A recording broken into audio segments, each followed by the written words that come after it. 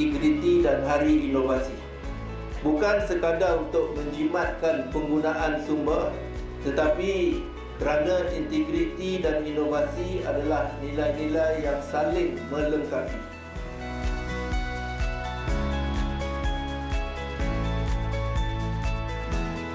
Integriti menuntut kita untuk sentiasa bertindak berasaskan undang-undang, etika dan nilai moral.